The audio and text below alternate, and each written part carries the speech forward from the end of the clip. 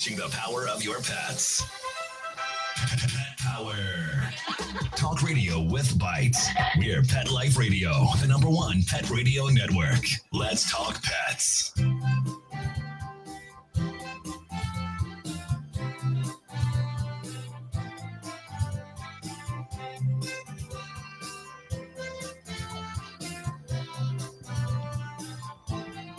Okay. And welcome. Good morning, good afternoon, wherever you happen to be at this lovely hour. A great day here in Southern California. Though we are getting snow in the mountains, that's making me very happy. But gorgeous, gorgeous day here. Welcome to Pet Life Radio's Ask the Vets with Dr. Jeff live call-in show. You want to get a hold of us? Very easy to do. 877-385-8882. Once again, that's 877-385-8882. Or better yet, you can join us live on Google Hangouts. Just go to the Pet Life Radio website and you can click on the Ask the Vets with Dr. Jeff and then scroll down and you will see a link for Google Hangouts. It would be great if you want to come on and join us and want to thank Bravecto and Save This Life Microchip and More Than a Cone for allowing us to be here with you today. Anyway, couple things just to get started.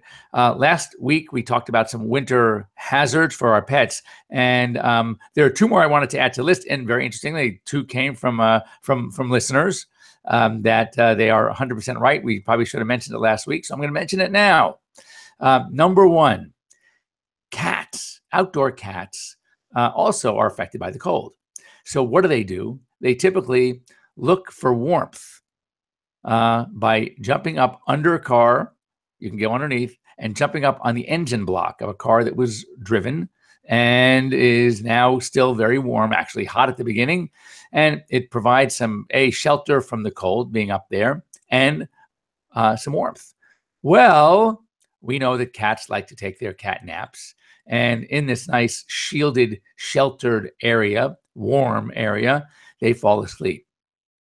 Now, what happens? Owner of the car walks outside, brushes off the ice from the windshield, jumps in the car, wants to start the car to get the heater going, right? And I'm sure any of you who know anything about cars, there's a fan belt in there, and there's a fan. And many, many, many times we've all heard it happen. I've unfortunately, a couple over the years, seen it with animals that were brought in. The cats get literally just chopped up by the fan belt or the fan. So what I recommend, if you live in an area where you see a lot of outdoor cats, when you're approaching your car in the morning, give a good bang to the top of the hood just to wake up and frighten any cat that may be sitting on the inside of the car and the inside of the engine and save a cat's life. Also, winter, because of the same freezing threat, this is a time that many people, well, pretty much everybody, uses antifreeze in the radiators. And antifreeze is ethylene glycol. And most of them, now many of the newer companies and lately have been putting bitters in their formulas because of the following. It's generally pretty sweet tasting. And if it drips from the outside from the car and the puddle is sitting in your driveway and it's not niced over, cats and dogs will actually like to lick. More dogs. Cats aren't as attracted by sweets, but dogs will. And ethylene glycol, very, very toxic to our pets. Can cause kidney shutdown, kidney failure. Very, very serious. So those two things, be very careful. If you notice your radiator is leaking, if you're using antifreeze, look for the type that has the bitters in it. Most of them now do, but there's still many big companies out there that don't, and it is a big, big concern. In the news real quick, a 2-year-old pit bull and a kitten in Newport Richey, Florida, have been diagnosed and with rabies. Obviously, both were put to sleep, but that tells you if you live in that area in Florida, Newport Richey, Florida, be very careful because we do see rabies. And make sure your pets are vaccinated. If you have cats that are outdoor, indoor cats, make sure they are vaccinated against rabies as well. In many states, it's mandatory for all cats. Here in California, interestingly, it is not. But I'm telling you as a practitioner here that if you have all my feline patients that are in and out, they get vaccinated for rabies and leukemia. My indoor-only cats, including my own, I do not. This is really cool. They found on sort of images engraved in sandstone in northwestern Saudi Arabia that archaeologists believe to be about 8,000 to 9,000 years old, and depicts hunters walking with dogs, and the dogs seem to be tethered on leashes. And so it's not such a new phenomenon. It's only about thousands and thousands of years old. On a potentially good note, intervertebral disc disease happens in many dogs. We call it IVDD. It turns out that there is a specific gene, it's called the FGF4 gene, that 50%, greater than 50%, or excuse me, 50 times more dogs that have been diagnosed with IVDD seem to have this gene. So the likelihood, if you have this gene, 50 times greater to end up developing intervertebral disc disease, which is great to know, because now with all gene therapy and gene science and work that is being done, there might be a way to either minimize or certainly alleviate some of the pain and discomfort of IVDD if that gene can be identified and modified. So that's pretty cool. This is also a veterinarian was actually caught the avian influenza virus, probably from a cat. He was a shelter vet. The cat had it. Unfortunately, the cat passed away. It's the H7N2 virus. They all have the H in the end, the influenza viruses.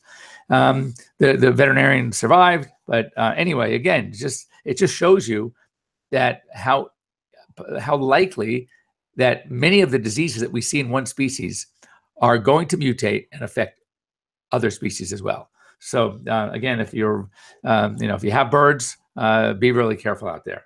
The World Small Animal Veterinary Association recently had a meeting, and they had a couple of recommendations, which is very interesting. They talked about dentistry, and as we know, many of us now are very much against non-anesthesia dentistries. For good reason. Many studies now showing that though the teeth could look great, anyone doing it, a lot of them are actually formerly dental hygienists on the human side. They do a beautiful job cleaning the surface of the teeth. The problem is they cannot get under the gums, and studies have shown, following animals for several years that have had just anesthesia-free dentals done by a groomer, that the bone destruction is tremendous, and these teeth ultimately have to fall, are being taken out, falling out, rotting. So yeah, you don't see it when you pick them up. You look at you lift up the lips, and you say, "Oh my God, look how pretty, look how white." It's not good enough. So I guard against anyone. Interestingly, I used to have a woman come into my office, and she did a great job. But if you start with what a study was done, taking X-rays after these patients and following them for several years and comparing them to a group of dogs that were getting full anesthesia dentistries over the same period of time, and the bone destruction in the group that was not getting anesthesia was dramatic.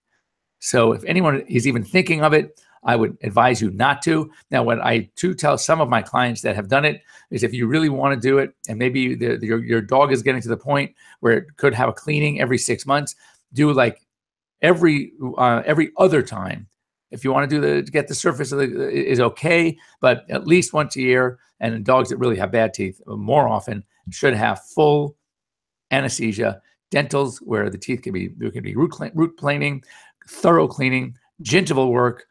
That means the gums, and really do a good job and try to prevent the periodontal disease as well.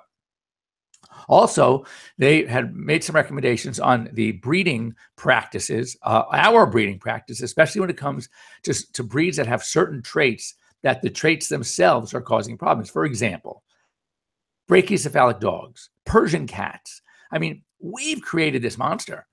We were talking about the other day, it was somebody about how, like, I have Frenchies, and how many of the bulldogs, many like the Boston, some of these, the pugs, some of them need, especially with the Frenchies, need to have C-sections. And someone asked, well, what happened like before we were doing C-sections? I mean, what do you do? What, did these dogs die? And I said, well, interestingly, probably not.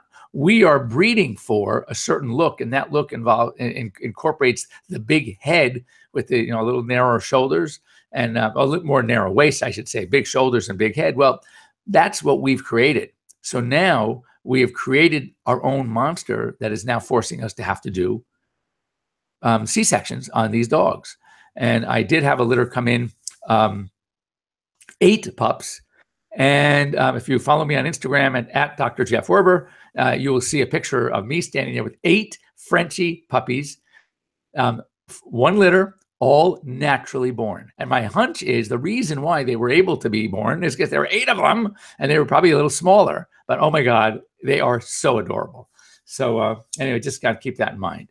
Another warning is there was a cease and desist in New Jersey by the state health department in New Jersey against a particular company called Udder Milk that has been selling unpasteurized raw milk. And a woman now drinking this milk has come down with a antibiotic-resistant brucellosis. Very dangerous. So they are working with the CDC and the USDA, and they're trying to find out where the source of this milk. And in the meantime, they sent out a cease and desist because it's obviously very dangerous. The company sells raw goat milk, raw cow milk, and raw camel milk. Go figure.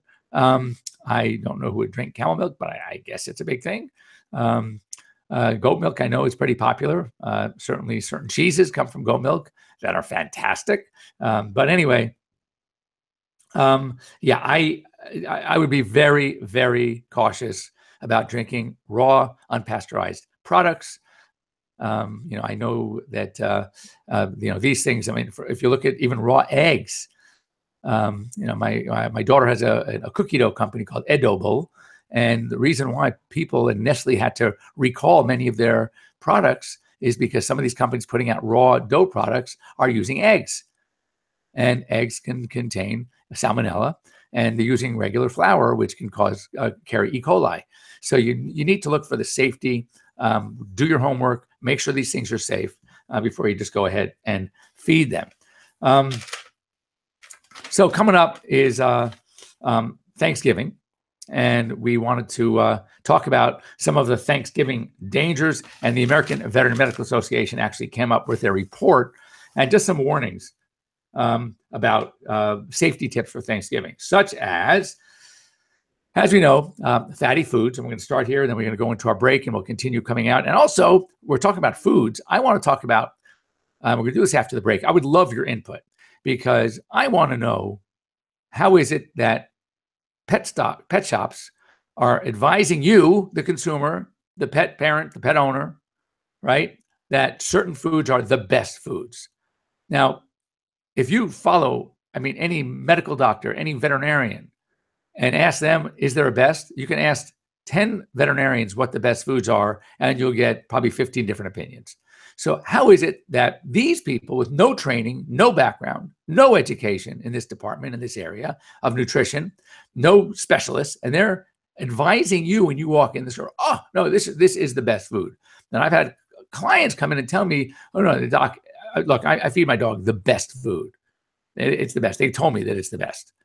We're going to talk about this. Anyway, so don't go away. We're going to talk about Thanksgiving dangers. We're going to talk about the best foods. Is there a best? So stay tuned. We'll be right back after these messages here with Dr. Jeff at Pet Life Radio's Ask the Vets with Dr. Jeff.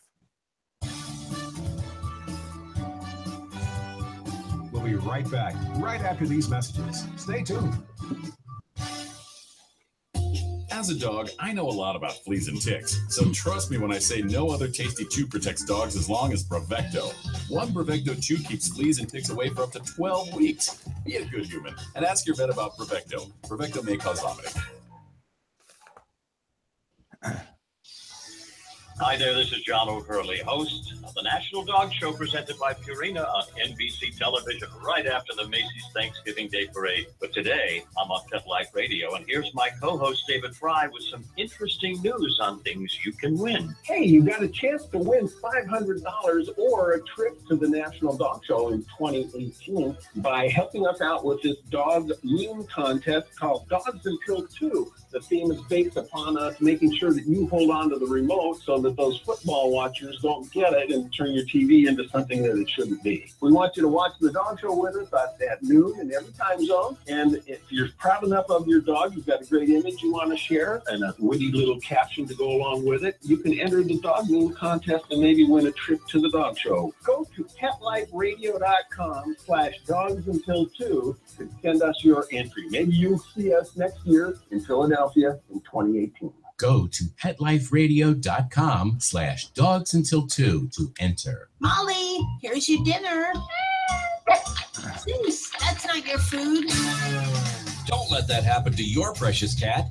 Elevate your cat's eating experience with the Cat Tree Tray. The Cat Tree Tray keeps your cat's food off the floor and conveniently located on the cat tree. It's the perfect way to eat. It's a beautiful wrought iron tray that easily attaches to your cat tree and keeps dogs and other critters out of your cat's dish. A must for multi-pet households. There's a 6-inch tray for large bowls and a 4-inch tray for smaller bowls. Purchase your Cat Tree Tray today. Go right now to cattreetray.com. That's cattreetray.com. CATTREETRAY.com. She was thrown out of a pickup truck. Somebody threw him out of a car and shattered his leg. They found her walking on the streets. Many have been abused, malnourished, eating garbage. Scabs, itching, licking, missing fur. This is a commercial on TV that the ASPCA does. They want you to send in $19 a month for a dog in the shelter. I think you should go and adopt a dog from the ASPCA and then get that dog on Dinovite. DINOVITE.com. You don't need to spend thousands on vet bills. The answer is nutrition. The omega-3 fatty acids, flaxseed, zinc, alfalfa, the digestive enzymes that are cooked out of regular dog food. When you rescue a dog, you've got to feed him right for life. Every rescue deserves at least 90 days of Dinovite. 859-428-1000. 859-428-1000. Dinovite is nutrition. Dinovite for life. DINOVITE.com. Hi, I'm Dana Humphrey, the founder at Whitegate PR. We have been specializing in PR and marketing in the pet industry for over 10 years. If you have a pet product or service you would like to promote, give us a call. We can help create awareness for your brand on TV, radio, magazines, newspapers, and blogs. Feel free to reach me directly at 619-414-9307 or learn more on our website at whitegatepr.com or follow us on Facebook. Begging to hear more of your favorite show? Full episodes of all our shows are available on demand. Go to PetLifeRadio.com to fetch our entire lineup of Possum Pet podcasts. Also, dig us up in iHeartRadio and iTunes. Let's talk pets. Live and on demand, only from Pet Life Radio. Let's talk pets. Let's talk pets On Pet Life Radio. PetLifeRadio.com.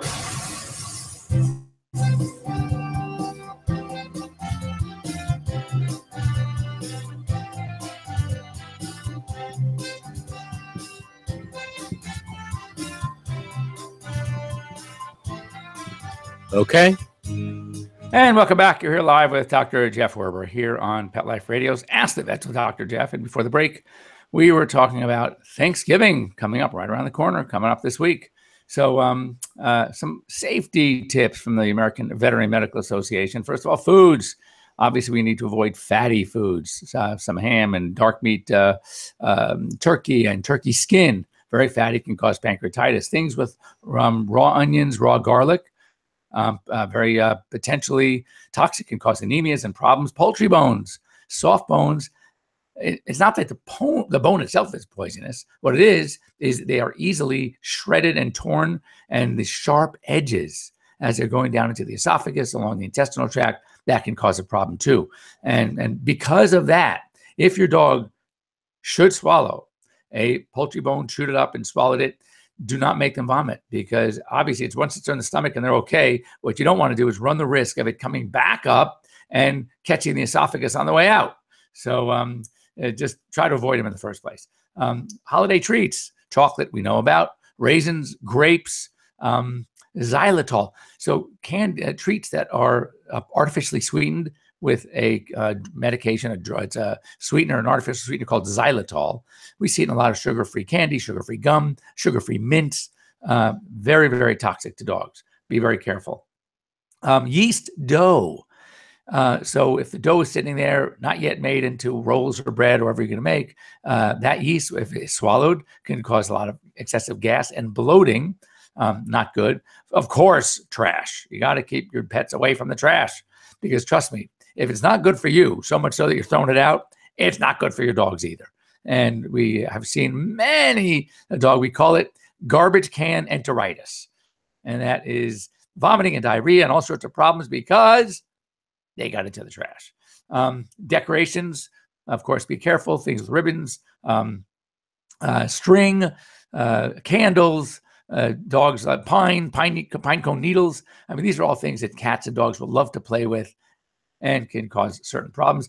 Plants, decorative plants, things like some ferns and hydrangeas, lilies, sago palm, crocus, Dieffenbachia, oleander. These are all plants and flowers that are toxic to pets. Lilies, not just the flower, by the way, but if you put lilies in a vase and you water, there's water at the bottom of the vase. If a cat gets in and drinks that water, it could kill your cat.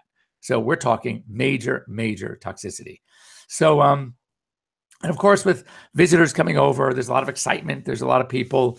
Doors are being left open. Dogs can get nervous. Typically, a non-biting dog might bite. Just use some common sense. Make sure your dogs have their ID. That means ID tag, microchip, essential. Save This Life microchips are great.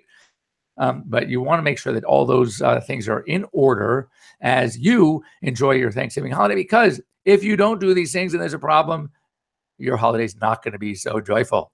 And you'll be having that emergency run to the veterinarian while your guests are sitting at the table waiting for their turkey. Not a good way to spend the holiday. So just use common sense. So this week, I was and I never, get in. I don't like to argue with clients about stuff like this, but they were telling me that, and it came up in conversation about, well, the problem can't be the food, because it's not food, because he eats clearly the best food. I'm thinking to myself, you know what? First of all, none of us can decide what the best food is. There is no such thing as the best. Think about it. If there was the best, why would the supermarket be? I think except second to breakfast cereal is the pet food aisle, as far as how many products out there. So why would there be so many if there's only, because the best implies the best, only one. So clearly that's not the case. Not only that, clearly one can understand that the best for this patient may not be the best for that one. Every animal is different. We have to individualize. And as so many of the foods meet guy. I think about this. Go into a bookstore if you can find one nowadays, because pretty much all the bookstores are closing down. Everyone's getting it online. But if you look in the health and nutrition area, how many books are you going to find written by MDs, right, about diet and health? Again, why would there need to be so many different ones with different suggestions and recommendations if there was a best? Because there is no best. So don't get fooled. Listen to your veterinarian. There are certain guidelines. There are certain levels of protein. There are certain upper limits of fat, carbohydrates. What are the carbs? Cats don't need to have as many carbs. In fact, the reason why we probably see so much type 2 diabetes in cats is because the carbs. Cats are obligate carnivores. They need to eat meat. So what we're doing is by listening to a non-trained, untrained pet store employee, many of whom probably aren't even in college yet, maybe in college, maybe haven't gone at all, maybe won't. And they're telling you that this is the best. So we need to feed this food because it's the best, and it's raw and it's non-GMO and gluten-free. And wait a second. First of all, there are some many, many, many great foods out there. And the criteria one needs to look at is, first of all, and most importantly, does my pet like it? Do they eat it? Because that's not so the best if it's no good, if they're not eating it. Secondly, has it met the AAFCO standards? AAFCO is the Association of American Feed Control Officials, and they set certain guidelines of the minimum amounts of nutrition that must be there. And most foods out there should have what we call AAFCO certification. Next up is going to be the, well, first of all, look at price, look at convenience. There are many choices. You don't necessarily have to run to a specialty pet store to find your food when there are some very, very good foods on the market. I remember I had an argument with somebody. I was in Canada and I was working with one of the big food companies, and we weren't even promoting food. What we were promoting is the concept of what we call mixed feeding. And that is that, especially during the summer, a lot of our pets do not get enough water. Cats, we know, are not big water drinkers, and yet they need to have hydration. So the goal of my tour, my media tour, was really just to talk about the concept of mixed feeding. And that is that you should, and I started doing it too. Interesting, I was starting read up about it, and there are a lot of benefits to have animals having a little bit more hydration. And so I started adding, like my cats, for example, and my dogs, I started putting some canned food in their regular dry food.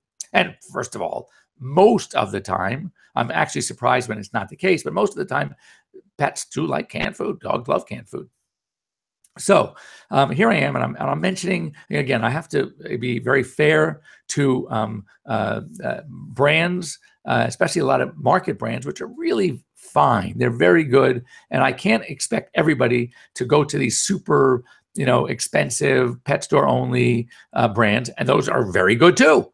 So I start mentioning certain brands, and things like that you could find like an Iams or a Eukanuba or like a Calcan or for a cat a Whiskas, things that you can find at the market, and I mentioned a number of different brands. I was not really in anybody's pocket at the time, and I get after I'm done, I get this very nasty email from a woman who is telling me that how dare I should go back to California, I should go back to Los Angeles, and I should, this Hollywood vet, and how dare I mention brands that you can, these terrible foods that you can buy at a supermarket that are made with all this fillers and et cetera, et cetera. So she tells me what she feeds her dog, and she fed her dog Royal Canin. Royal Canin, by the way, is a very, very good food as well. So I write her back, take the high road, and I tell her, I feel so sorry that you feel that way, and I agree with you. Royal Canin, Royal Canin, however you want to pronounce it, is a great food. But not everybody can make the separate trip. Not everybody can afford, the higher quality foods. And if your pet is doing very well on the food that you're feeding, then that's great. Obviously, continue. Good stools, healthy, shiny coat, lots of energy. Then that for your pet is a good food. I said, oh, by the way, the Royal Canin that you're feeding is made by the same company of some of the other foods that I mentioned that are available at the market. And that shut her up. She wrote me back. And then going back and forth, she had some questions for me. I answered her questions. After about 3 or 4 emails going back and forth, she goes, boy, I wish you practiced here in Vancouver, which I thought was great, because she started by telling me I should basically go back to California, never come back to Canada. Anyway, it just goes to show you, don't be fooled. Talk to your veterinarian. Talk about your pet's condition. Think about your budget. Think about your convenience. And I can guarantee you're going to still have, even with all that, you're still going to have many choices. And then, of course, first and foremost, it's up to your pet. Because I don't care how great the food is. If they don't eat it, it's not so great. So anyway, thanks for joining me here today. Hope you all have a very, very happy, healthy, safe for your pet's Thanksgiving. And I want to thank our sponsors, Bravecto, More Than a Cone, Save This Life Microchip. And we will be here next week. If you have any questions, please send me an email to drjeff@PetLifeRadio.com. And of course, next week when we're on, if you want to talk to us live, let us know how your little Thanksgiving holiday was. You can join us here in Google Hangouts or toll free 877-385-8882. And we'll see you next week. Have a great week.